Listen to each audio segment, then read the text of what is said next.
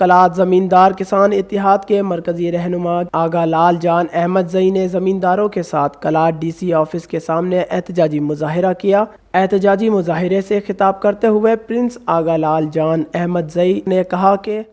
مئی غلہ کی شگے سیزن ہے، مئی باغانی فرٹلائزر سیزن ہے،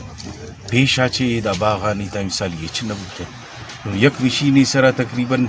20 سے 30 بولی غلہ آیا ضرورت سالانہ آئی کی وہ آئی نبو تو تباہی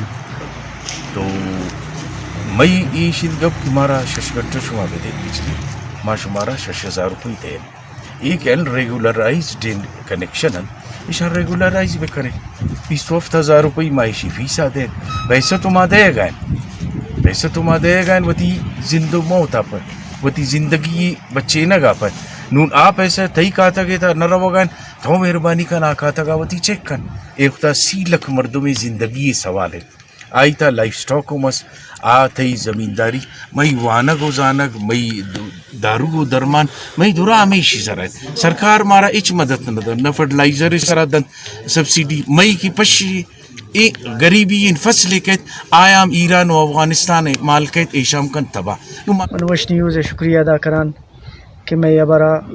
مکمل پاکستان آتے چلے نہیں تھے تاکہ میں مقصد ہے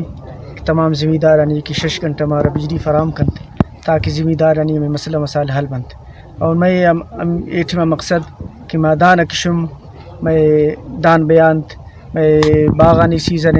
آپ سیزن تاکہ اے سیزن میں بحال بھی ارچہ انلیگل اور لیگل مسئلہ